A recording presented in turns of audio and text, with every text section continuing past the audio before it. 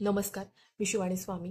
मी जो last video बनवला होता त्याच्यामध्ये मी तुम्हाला म्हटलं होतं एक असा क्वेश्चन आहे, त्याचा आन्सर मी तुम्हाला नेक्स्ट व्हिडिओमध्ये देणार आहे.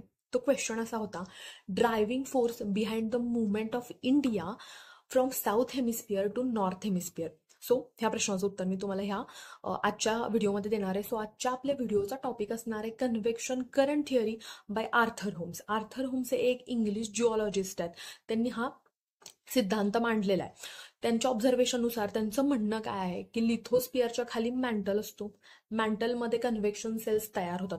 आता लिथोस्पिअर म्हणजे काय, मॅन्टल म्हणजे काय, किंवा इनर कोर, आउटर कोर, ह्या कन्सेप्ट आहेत ना, ह्या इंटेरियर ऑफ द अर्थशी रिलेटेड आहेत. सो मी तुम्हाला साईडला जी डायग्राम दिलेली आहे ना त्याच्यामध्ये तुम्हाला कळेल तुम्हाला की inner core, outer core, mantle, lithosphere, asthenosphere म्हणजे काय, त्याच्यामध्ये तुम्ही पाहून घेऊ शकता. सो जो मॅन्टल आहे ना, मॅन्टलमध्ये काय झालेले आहेत, कन्व्हेक्शन सेल्स बनलेले आहेत. हे convection cells is nothing but molten rocks आहेत. हे कन्व्हेक्शन सेल्स कसे काय बनलेले आहेत, तर रेसिड्युअल एनर्जी ऑफ अर्थमुळे हे कन्व्हेक्शन सेल्स बनलेले आहेत.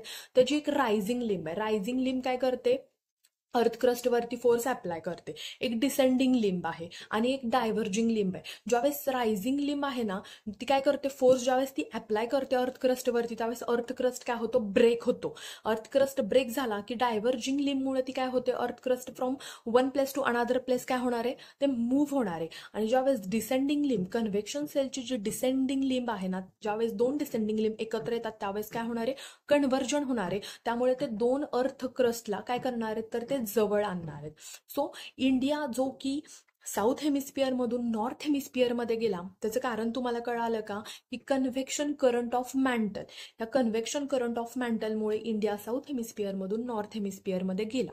सो तुम्हाला कालच्या प्रश्नाचं उत्तर ह्या व्हिडिओमध्ये मिळालं असेल. तुम्हाला जर व्हिडिओ आवडला असेल तर लाईक करा आणि सबस्क्राईब करा. थँक्यू.